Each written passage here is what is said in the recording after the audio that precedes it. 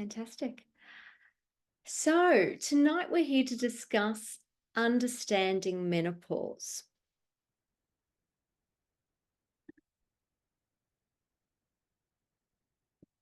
And today is thanks to Jean Hall's Women's Health Week. And I'm Jennifer Harrington from Menopause Natural Solutions. I am a naturopath. I am an author. This is my book, From Invisible to Invincible, The Natural Menopause Revolution. I'm a podcaster, if you like podcasts, same name, Menopause Natural Solutions, and I'm a perimenopausal woman. So enough about me. Tonight is not about me, it's all about you. So I have a quick poll, which I'll just see if I can turn on. Here we go. And there really is just 3 quick questions so I can tailor tonight to you. Like if you've taken the time to join me on your Wednesday night where you could be doing anything, I'd really like to see if I can help tailor it to answer more of your questions. And tonight with the allocated time, I have left time for questions. So please write in chat if anything comes up and I will address that for you while we're here.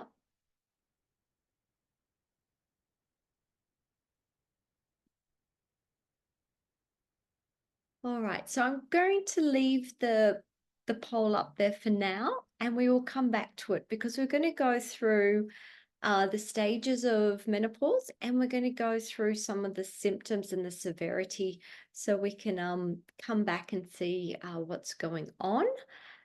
But at the moment, okay, just having a quick look what's going on. Let's get into it. So with the female life cycle, we can see that we are born with hormones, just not with a lot of them. So we have lower amounts of hormones to start with. And then we go through puberty. And it's with puberty that we see the beginning of the reproductive cycle. So estrogen starts to rise first, and it's helping to stimulate our follicles. And it's through the act of ovulation that we get our progesterone. So quite often in puberty, we do find more estrogen dominant kind of symptoms, but that tends to regulate out when we hit the fertile years. So the fertile years tend to be a smoother ride for most women, but not for all. Like I'm very mindful that some women have endometriosis, they might have polycystic ovarian syndrome, adenomyosis, a whole assortment of different reproductive conditions. But as a general rule, that is the more stable time between 2 times of transition. So when we get to perimenopause, it's the reverse of puberty. Instead of initiating fertility, it's taking fertility away. So it generally doesn't happen fast. It can be a period of time that takes over a decade. And it can be really subtle. You might not notice the first signs and changes. But maybe in hindsight, you can go, yes, actually, my cycle's not quite being the same. You might notice that the length of time between bleeds changes. You might notice that the quality of bleed, so maybe it's heavier, some women it's lighter, some women it's clottier, the different changes in symptoms. So maybe there's more mood issues or fatigue. But what I wanted to let you know with times of transition. So if you think back to puberty, it had a beginning, it had a middle, and it had an end. I'm sure there's nobody here tonight that is still going through puberty. It was a moment in time that has happened. And the good news for you is that with perimenopause, with that transition from your fertile years into menopause, also has a beginning, a middle, and an end. So what generally happens with perimenopause is that it's a longer period of time. It's the only thing really that's certain is uncertainty. You're not quite sure when your next bleed's going to come or what's going to happen. But that once you hit menopause, tends to resolve. So menopause is diagnosed as a lack of menstrual periods for at least 12 months. So they sometimes call it the 13th moon, or it's 12 cycles without a bleed. And it is best to look at it by the calendar, lack of cycles. But there, for some women, maybe they've had a hysterectomy, but they still have their ovaries, or maybe they've got a marina inserted where they're not actually having the menstrual bleed, but they're still having cyclic symptoms, things like breast tenderness, maybe they're having cramping. And in those particular scenarios, we will look more to blood testing in that time. And you generally start with a test, a random hormonal test, and then you'll wait 6 weeks and do it again. And if both of those are postmenopausal reading, it's a safer bet to say you're in postmenopause. But if one of them is normal and one of them is not, then you're still cycling. There's still cycles going on, and they would then wait 6 months and repeat that testing. But for most women, it is just the absence of menstruation for the last 12 months. Now, with symptoms, we normally find that they start to resolve on their own at that menopause time. But generally, if you are still having some, the next 2 years is generally when they will resolve on their own. But after that, if you're still having issues, it tends to be other things, whether it's blood sugar or whether it's thyroid function. But what I'm really, really excited about is that from menopause to death, that is a third of our life. I see the first third of our life is childhood. The second third of our life is really looking after everybody else. And the final third of our life is about us. It's about what floats our boat. And when you're looking at hormones and the hormone attachment to moods, if you think about a prepubescent girl, I'm thinking cheeky, I'm thinking adventurous, joyful, fun-loving, and these are all the same words that I would describe a postmenopausal woman. I know some very cheeky postmenopausal women. They don't care anymore, and they just say what they want to say, and they can be quite cheeky, but also they have this new lust for life and adventure. So that's certainly something that I'm looking forward to.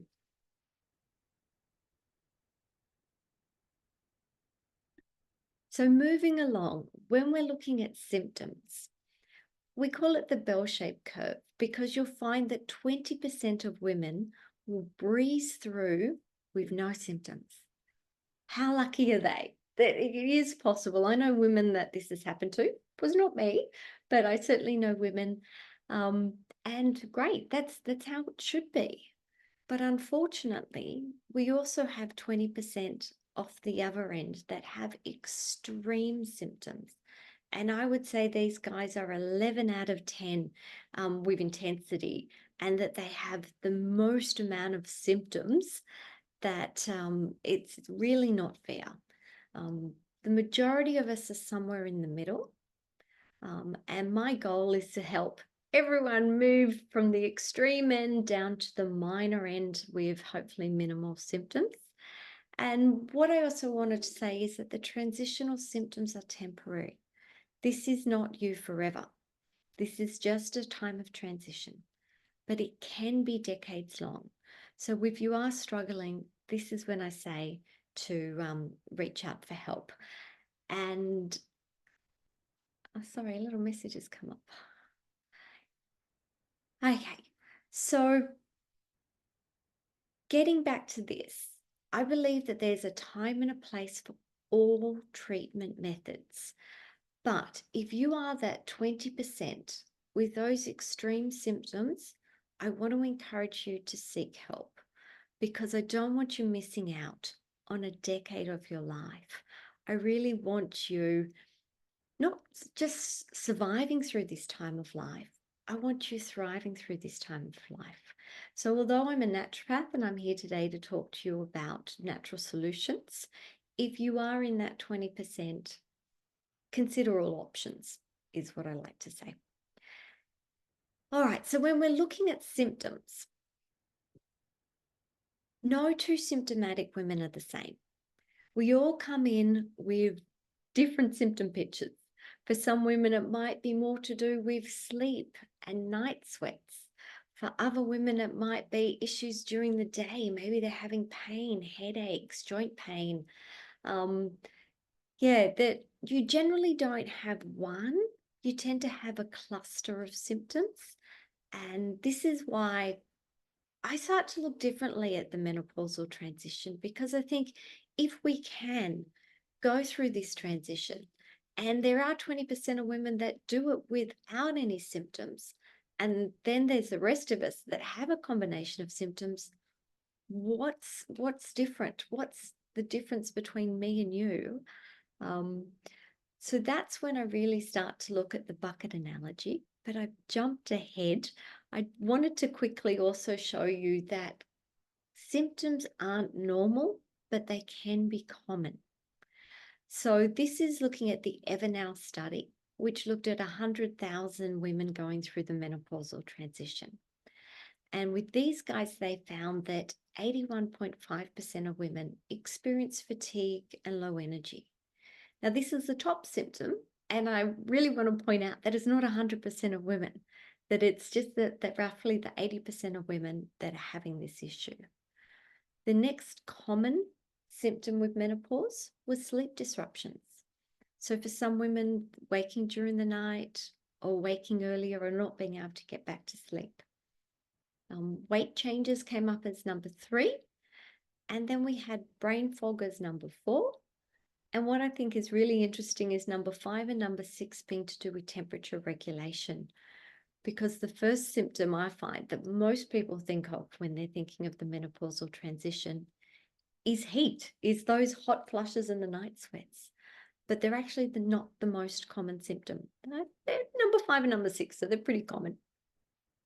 We then move down to joint and muscle discomfort, mood issues such as anxiety, depression, and mood swings, vaginal dryness, skin and hair changes, painful sex, heart discomfort, so things like palpitations and angina, can be facial hair or acne, bathroom trips, urgent bathroom trips, and unusual periods. So they're the most common. Like I said, they're not normal, but unfortunately, these are symptoms that many women do struggle with. Now, getting back to my leaky bucket analogy, I really believe that it is possible to transition with ease, and I've seen women do it. My interesting point of view is that there's something unique about you. There's something unique about your life. So whether it's your environment, your diet, your genetics, there's something about you that is not optimized, and that is rather, if you think of your body as a bucket, so it's rather dinged your bucket or it's punctured holes in it. I don't want to band-aid up these holes, but I want to test and find out what they are so that we can start to heal them from the root cause, from the inside out, so that you can hold on to your health and hold on to your vitality and transition with ease. So what I'm going to be going through now is the most common reasons why I see that women struggle during this time. And these are correctable so that we can have a better time. So starting with poor diet. So inadequate water. Look, if we're thinking about dryness, that is a common symptom. So dry skin, dry hair, brittle nails, a dry vagina, dry sinus, dry eyes, and the list goes on. We really need to hydrate ourselves from the inside out. We really need to make sure we're consuming adequate protein. And a lot of women aren't aware that you need protein to build hormones. So proteins break down into amino acids, and amino acids are the structure for every cell in your body.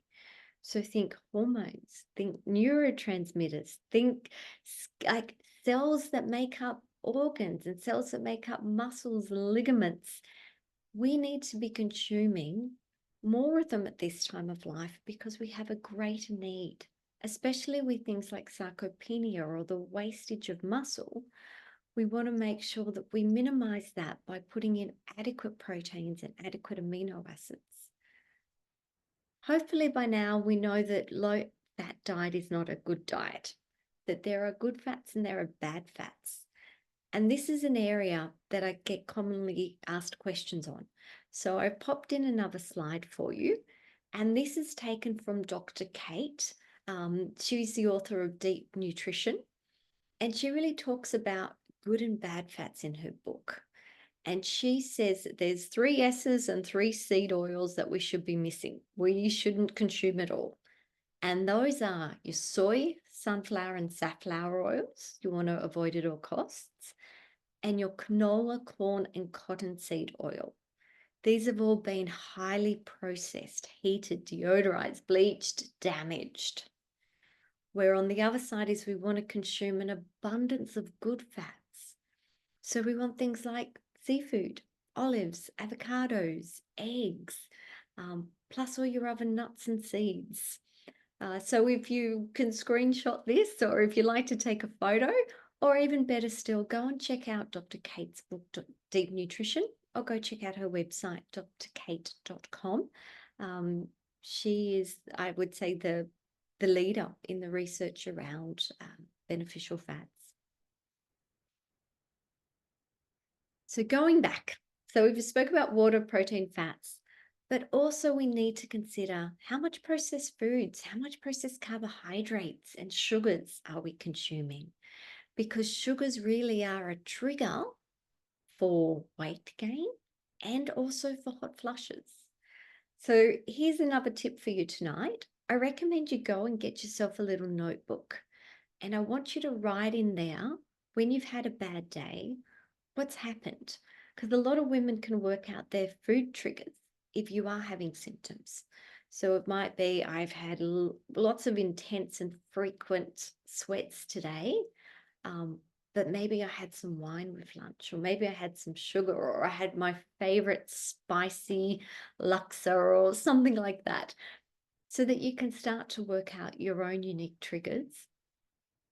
But yeah, the common sugar is a common trigger for most things. So it can also be headaches, fatigue, pain, joint pain. So that's diet. The next thing I find that pokes a lot of holes in our buckets and takes away our health and vitality is living in a toxic environment. Being in Australia, unfortunately, it is a humid climate. Most of us have encountered mold or water damage, and this can be a problem.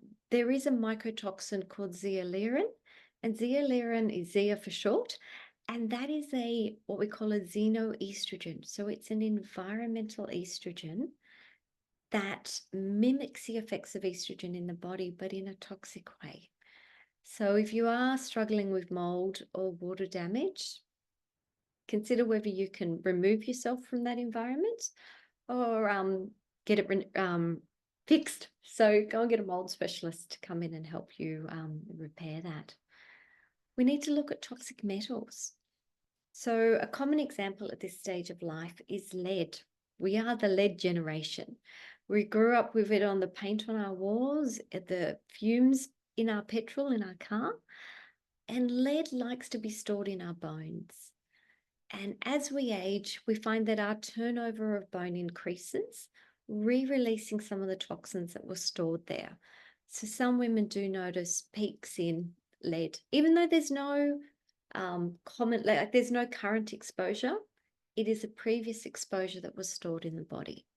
So we want to see if any of this is a factor, because we want to help the body clear it so that it's not impacting us anymore.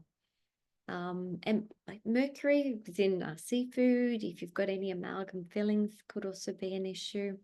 Mercury has an affinity for the brain. So if there's any cognitive issues, brain fog, headaches, that could be a consideration. And then we look at chemical exposure. The amount of perfumes, plastics, that we've got in the environment that are, like I said, xenoestrogens, which are environmental estrogens, and obesogens. No wonder we have an obesity crisis on our hands. It's because we're living in a world that is more toxic than ever before. There are so many chemicals in our environment, but we can clean it up. We can look at non-toxic products. So what I recommend to the women that work with me is not to go out and replace everything all at once, but instead to replace things as they come up. So you might have run out of dishwashing liquid. Go and buy yourself a chemical-free version next time. And it's the same with your body care. With perfumes, I suggest that maybe you don't wear perfumes anymore, or that you consider maybe an essential oil or an aromatherapy-based perfume. But that's just a few things to consider with your environment. So the third thing is our lifestyle habits. We were designed to be hunter-gatherers, outside, moving all the time. And unfortunately, these days we sit too often. Now, I'm also guilty of this. I have days where I just sit down and do telehealth consults all day, where I don't actually move. But I'm really lucky I've got a dog. So at least I get out a couple of times a day to walk her. But we really need to think about how much movement we are doing and how we can add to what we're currently doing. There are toxic lifestyle habits like smoking. Smokers tend to have earlier and more intense menopausal transitions. Now, I know that quitting smoking is not easy. I will acknowledge that. But having a tough menopausal transition is not easy either. So sometimes you've got to pick your battles. Alcohol can be an issue. It is a trigger for night sweats, and it's also a trigger for insomnia issues. So a lot of women find that that glass of wine might help them get to sleep, but they tend to have more issues staying asleep. Maybe they wake earlier or wake frequently. It's not fun. And inadequate stress management techniques. But we're going to come back to this because there's another point later on adrenal health, and I will cover it then. So number 4 is nutrient deficiencies. So vitamins, minerals, and essential fatty acids are all key building blocks for health. Most of them are essential, and that just means that we must consume them because our body can't manufacture them themselves. And unfortunately, deficiencies are really common. There's research linking 1 in 3 people to having at least 10 mineral deficiencies. So it's not a minor problem, it's a massive problem. And this is actually a key area for me. You'll often hear me talk about nutrient deficiencies and just how important it is to get these building blocks so that we can have a healthy body. And 5, adrenal health. I told you I'd come back to this. So your adrenal glands are thought of as your stress glands because they produce our stress hormones. But they're also responsible for producing the form of estrogen that we use in postmenopause, which is estrone. And our poor adrenals are generally so overworked from stress and daily living that when we add an extra job to produce our hormones, reproductive, estrogen, that it often struggles. So we really want to optimize our adrenal health to give us the greatest chance of good hormonal production later on. Because remember, with that hormone life cycle, we don't have no hormones after menopause. We just have lower levels and potentially a different form. So the estrone instead of the estradiol. So adrenal health, stress management techniques. Some of my favorites: exercise. And it's anything that you do for yourself. So it can be having a long soak in the bath, can be reading a book, can be spending time out in nature. On my website, you'll find some information. I found some really interesting studies on reading and how reading is linked in with longevity. It's also linked in with reducing stress hormones. I guess it depends on what you're reading, but if you're reading something that's enjoyable for you, great, prioritize it, spend time doing it. Yes, so I'd love to hear from you in the chat if you want to tell me what are some of your favorite forms of stress management. What do you do? Is anyone happy to share? We're all a little shy today, hey? For me, I would say rivers. I love rivers. So sitting by a river, sitting in a river, hiking to the river, swimming in the river, that is me. I think I'd also add in pet therapy, like spending time with my dog and patting. But like I said, we're all different and unique. It's about finding out what helps you to unwind and relax, because we need to do more of it during the transition than at any time beforehand. All right, so moving on. The next one is your digestive health and your microbiome. So I'm not sure if you're aware, but your digestive microbiome is your collection of good and bad bugs, your bacteria, whether you've got any viruses or protozoa or things like that living in your digestive system. So the estrobolome is a subset. It is a part of that microbiome, and it is responsible for metabolizing estrogen. So when we're finished with estrogen and our liver wants to excrete it, telling it's time to go, it'll put a tag on top of it. And this is how the digestive system knows this is going. We're not going to reabsorb it and recirculate it. We're going to excrete it. When there's a lot of dysbiosis, it produces a thing called beta-glucuronorase. And beta-glucuronorase is an enzyme. So think of enzymes as like scissors. So it chops off this tag, because what the tag is a sugar and it's its preferred source of fuel. So the bad bugs want to eat the fuel, which is good, it feeds them, which is not really good because they're dysbiosis, they're bad bugs, we're feeding the bad bugs. But the estrogen has lost its tag. It now gets absorbed and recirculated. So we can have issues with, sometimes some women have issues with elevated estrogen. Sometimes they have issues with a ratio change. So that maybe it's not that their estrogen is that high, but it's a ratio between the estrogen and progesterone that is greater. So a relative estrogen dominance. And that can be produced through dysbiosis in the digestive system. So working on your gut is a good way to remove the dysbiosis, so you have more good guys than bad guys, so that you're not producing so much beta-glucuronorase and you're not recycling your estrogens that should be excreted. And just so you know, we're going to talk briefly about testing later on, but there is a test. You can do a stool test where it measures the amount of beta-glucuronorase in the system, so you can see whether this is a factor for you or not. The other thing we need to consider when we're looking at the digestive system is that this is where most of our neurotransmitters are produced. I know I say neurotransmitters and you're probably thinking, well, it's for the brain, but they're actually found that they're produced in the gut. And serotonin, a happy hormone, is thought to be 95% produced in the digestive system.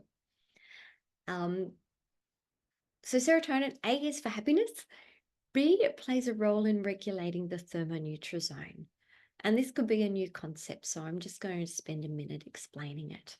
So if you think about a range of temperatures that you feel comfortable in. So this is when you don't need to put a jacket on or a jacket off, you're just feeling really comfortable, not sweating. This is a lovely day for you. If we reduce the thermonutrasome, then you're colder quicker and you're hotter quicker.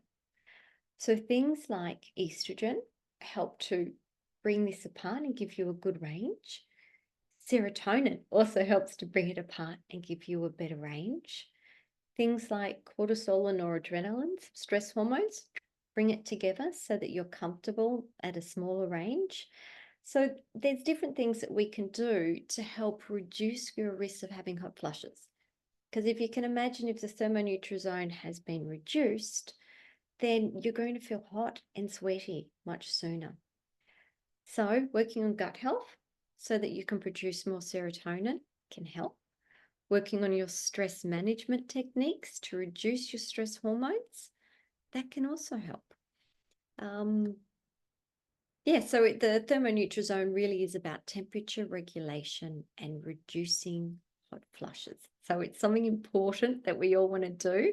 And being linked to serotonin, our happy hormone, it's something that some women really struggle with in the transition is they lose their joy. And if that's you, I'm here to tell you that for most women, I can't say all women because I don't know you all, but the women that I work with find that their joy comes back in postmenopause, and that for a lot of them, it's the happiest they've ever been in their whole life.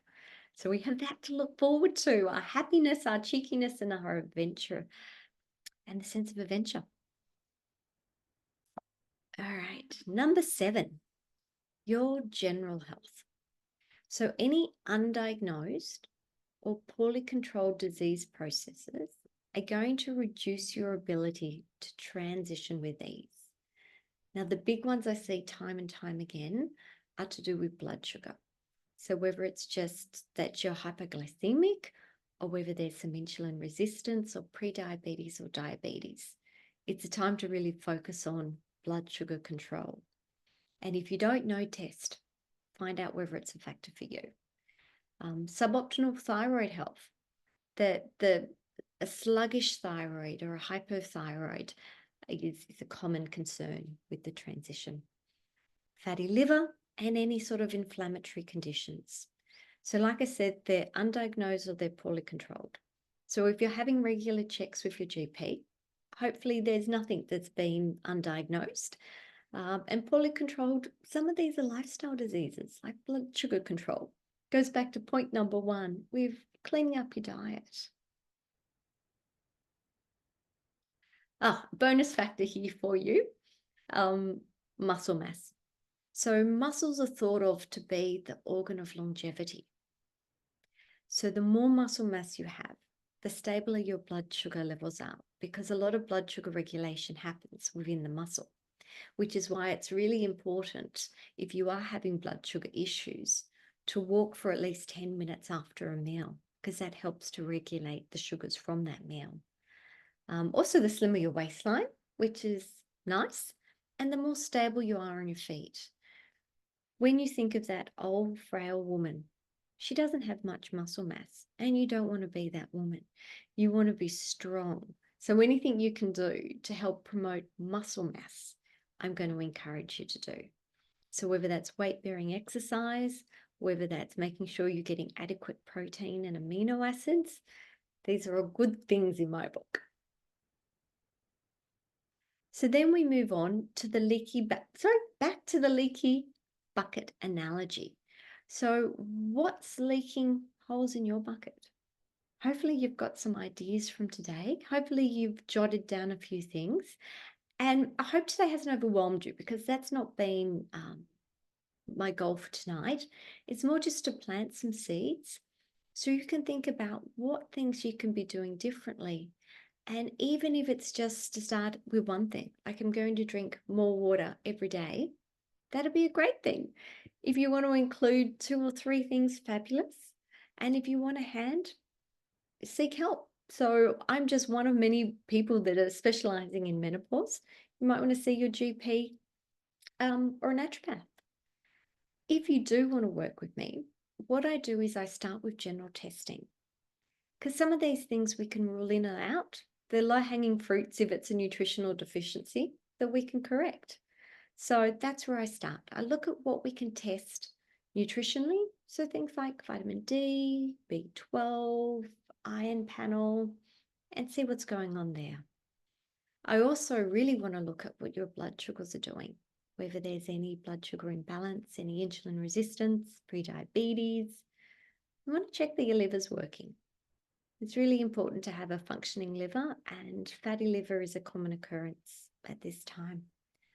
We want to check your thyroid function. We want to look at your inflammatory markers, things like your CRP and your ESR, and just a full blood count just to see how that's going. My next step would be to consider if we need any specific testing. So things like hormone metabolites. So estrogen can go down 2-hydroxy, 4-hydroxy, or 16-hydroxy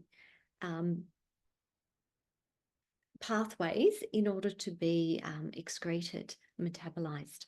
So some of them are safer than others. So we really want to see that it's primarily going down the 2-hydroxy pathway, because that's protective, where the 4 and the 16 aren't great news, but we can use them a little bit as long as we're not overusing them. So sometimes I'm looking at that if there's estrogen dominant type issues. So things like really, really heavy bleeds, fibroid growths, migraines, that kind of stuff. If I'm considering digestive health, maybe I'm doing a microbiome stool to see what's happening for you. And with that, that would include beta-glucuronorase. So I can see whether you're recycling your estrogens through the gut or whether you are actually excreting them. We might look at heavy metal toxicity, might look at chemical toxicity, might see if mold's a factor for you. Sometimes I look at cholesterol particle testing, and this is again something new for some women. When you do a general cholesterol panel with your GP, it's got your total cholesterol, your LDL, and your HDL. Many women are surprised to know that there's 11 different forms of LDL. The first two are actually protective, so we really don't want to lower them. The third one's neutral, and the rest of them are bad news, and you do want to lower them. But I see when it's just an elevated total LDL, it's only one piece of the puzzle. I want to know whether we're going to do something that's going to decrease the total or whether we can do something that can manipulate it so we have more of the protective and less of the dangerous. It's the same with HDL. People think HDL is good. Great, I've got it. But there's 3 different forms of HDL. You have a good, an intermediate, and a bad. Which one do you have? So sometimes it pays to dig a little bit deeper so you get a full picture before you make a treatment plan. Bone density. Bone density is important for everybody. Don't wait until you're old enough to get it on Medicare because that's often too late.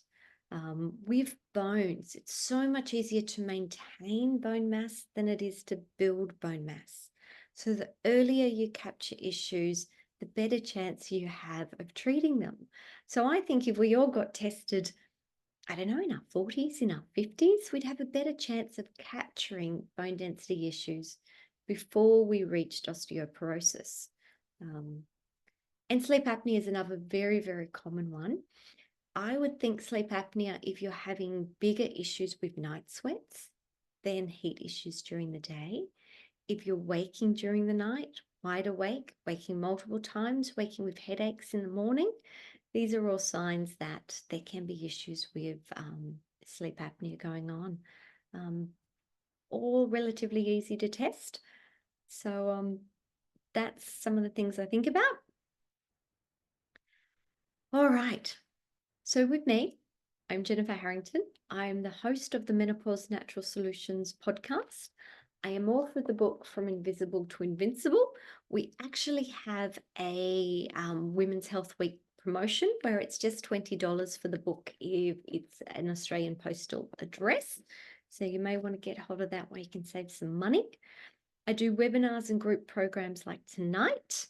I do one-on-one consultations, and in just over 2 months' time, I'm doing a retreat in Laos. So if you want to come and live with me for a week, we're doing the Midlife Reset Health Retreat, which is focusing on energy, stress, well, reducing stress, balancing moods, and improving sleep. So this is at the wonderful Nam Khan in Luang Prabang in Laos. And it's actually a World Heritage listed site. So these are pictures from the retreat. This is the outdoor dining area by the river. And the other one is actually one of the rooms, one of the accommodation, which is one of the riverfront rooms. Well, being World Heritage, we have to go to the temple.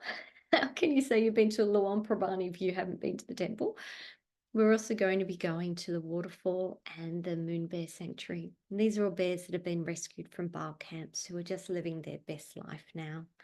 So it's going to be a combination of health, where we'll be learning, we'll be eating nutritious foods, we'll be having massages and yoga and exercise. We'll be spending time in nature, some culture in there with the temples, and also some pet therapy with the moon bears. Anyway, I hope you can enjoy it. I hope you can join me because I'm very, very excited to be doing this. I can only take 12 women with me, so I'll make sure I leave you some information if that interests you. So guys, we have 5 minutes left. Who has questions for me?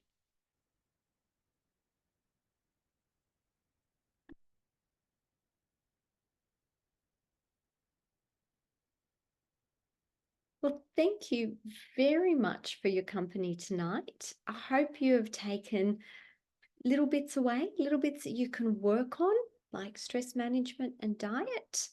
And I look forward to seeing you next time. Bye.